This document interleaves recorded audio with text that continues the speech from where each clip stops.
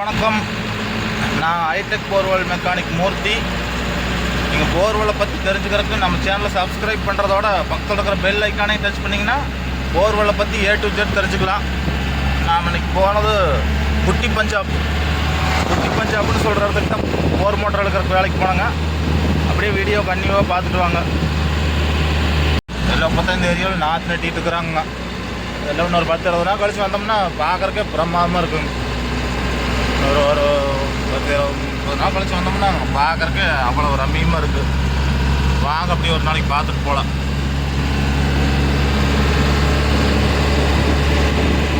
வந்துருக்குறேங்க. வந்து வண்டி செட் பண்ணியாச்சு. எங்கண்ணா இது போர் எத்தனை அடிங்கண்ணா? மோட்டர் மாட்டிக்கிறதுங்க? மாட்டிக்கிறது 930. தண்ணி ஓடி எத்தனை நாள் ஆச்சுங்கண்ணா? தண்ணி இப்போ 6 மாதம் ஓடிட்டுங்க. இல்லைங்க, நேற்று வரைக்கும் ஓடிட்டு இருந்துச்சுங்களா? இல்லை, இப்போ 2 நாள் ஆச்சு. சரிங்க. 960 கீழே வரைக்கும் மாட்டியாச்சுங்களா? ஆமாம், கீழே வரைக்கும் இல்லை, இன்னும் ஒரு 30 அடி இருக்குது. 30 அடி இருக்குதுங்களா? சரிங்க. 20 அடி தான் இருக்கும் மோட்டரை பொறுத்த அடி. சரிங்க, இன்னும் 60 அடி இருக்குங்க. 20 அடி தான் கேட்குறேன். பாருங்க, இந்த போரில் மோட்ரு அவங்களும் இழுத்து பார்த்து மேலே வரலைங்களா? இப்போ நாம் இழுத்தோம்னாலும் கொஞ்சம் கூட மேலே வரல. சும்மா அந்த பைப் வாப்ளிங் மட்டும் தான் மேலே வருது. ஒரு நிமிஷம் பாருங்க.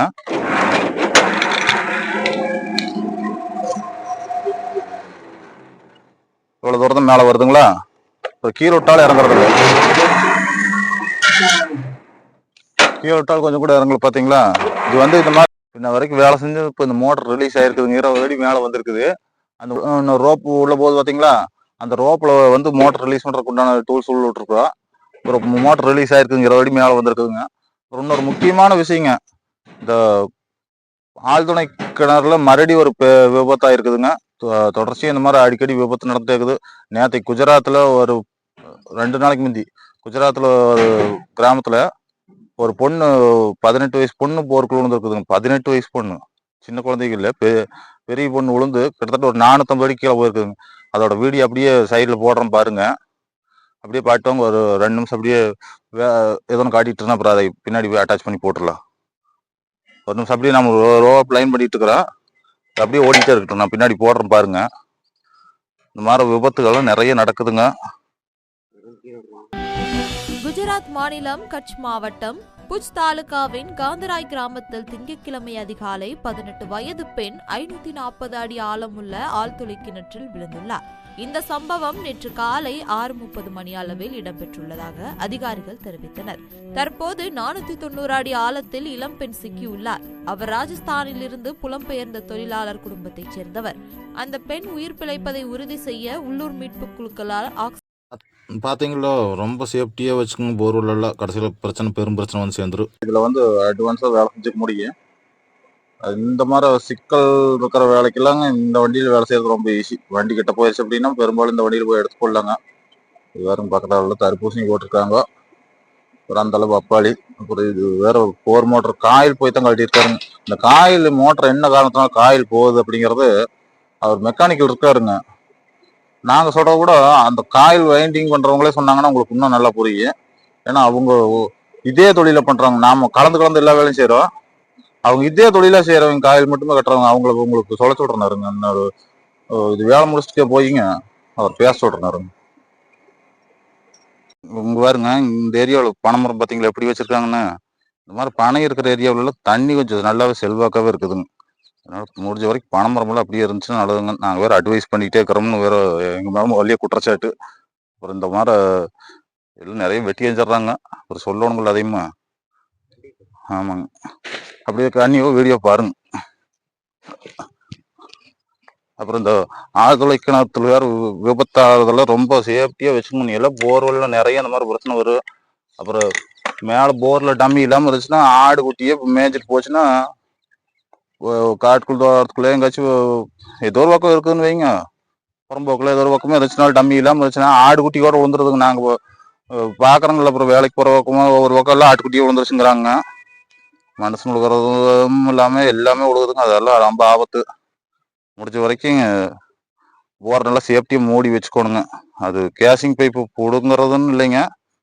ரொம்ப சின்ன கேசிங்கோட இருக்கிறதுக்குள்ள அப்புறம் சின்னதாக இருக்கிற உயிரினமெல்லாம் விழுகுங்க. எது விழுந்தாலும் அப்புறம் உயிர் தானுங்கிறங்க. வாங்க.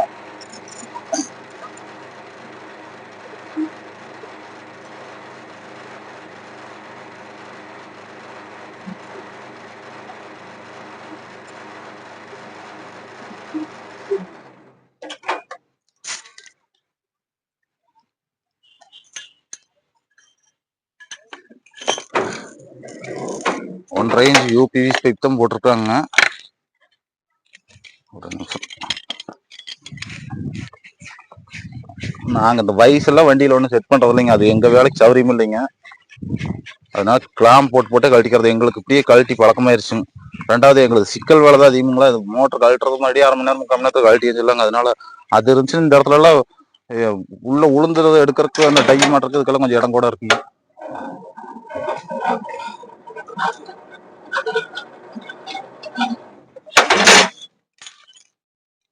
அதனால இப்படி கிளாம் போட்டோம்னு எங்களுக்கு கொஞ்சம் சௌரியம். இந்த இடத்துல எந்த இடத்துலும் இல்லாமல் இருக்கிறதுக்கு டப்புன்னு ஓட்டிக்கலாங்க. அது வேற வண்டி ஓடும்போது மிஷின் ஓடும்போது பேசணும்னா ஒண்ணுமே புரிய மாட்டேங்குதுங்க.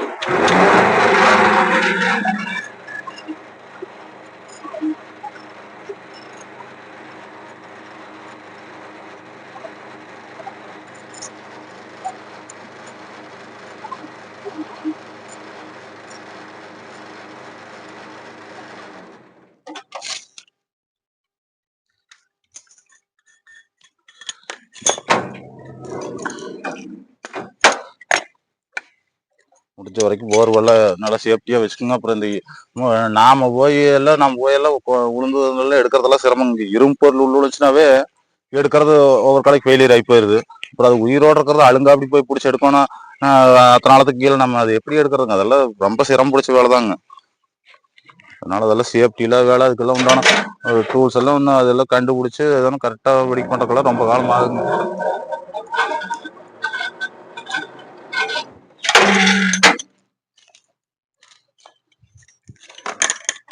ஆனா இன்னொன்னு, முதல் போர்க்குள் விழுந்த குழந்தை உயிரோடு இருக்குதுங்க. அமெரிக்காவில் விழுந்து அது உங்களுக்கு அது இன்னொரு வீடியோவில் காட்டுறேன்னு இருங்க. அது வீடியோவில் கீழே போட்டு காட்டுறேன். அது அந்த குழந்தை இப்போ அதுக்கு எத்தனை ஒரு 35-36 வயசு பக்கம் ஆகுதுங்க. விழுந்து அது சேஃப்டியாக எடுத்து போட்டாங்க. அதுக்கப்புறம் அமெரிக்காவில் இந்த மாதிரி விபத்தே நடக்கல. முதல் நடந்தது அமெரிக்காவில் தான் நடந்ததுங்க. இந்த மாதிரி குழந்தை விழுந்ததே. அப்புறம் அவங்க தான் இந்த சைடில் தோண்டிட்டு போய் குழந்தைய எடுக்கிறத கண்டுபிடிச்சது அவங்க தாங்க. அதுக்கப்புறம் தான் நம்மளாம் இப்போ இன்னைக்கு அந்த அலையில் தோண்டிட்டு போய் எடுக்கிறதுக்கு முயற்சி பண்ணுறாங்க. அது முதல்லயே அவங்க பண்ணிட்டாங்க. அதனாலதான் பின்னாடி பார்த்துட்டு நம்மளுக்கு இதை பண்றாங்க. அதுக்கப்புறம் அவங்க எல்லாம் தேடி தேடி இருந்த போர்வல் பூரா அடைச்சு போட்டாங்க. நம்மளதெல்லாம் அந்த அளவுக்கு வல்லரசு நாடும் இல்லை. அதனால நாம தான் கொஞ்சம் ஜாக்கிரதையா இருந்துக்கணும்.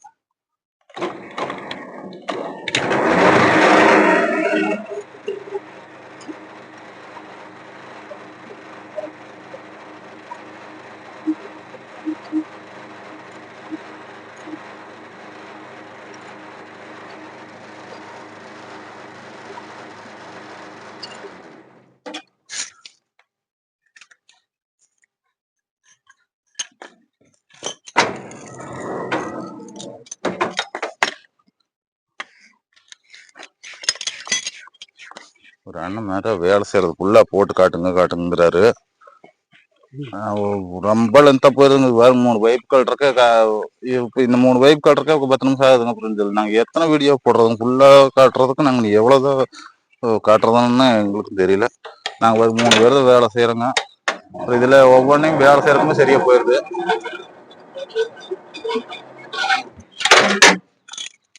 இன்னைக்கு 2 வண்டியும் வேலைக்கு போனதுனால ஆள் பற்றாக்குறைங்க. இல்லாட்டி 4 பேர் 5 பேர் வருவோம். இன்னைக்கு 3 பேரை வந்துட்டுங்க. சரி, இந்த பொருள் மோட்டர் மேலே வந்துருச்சுங்க.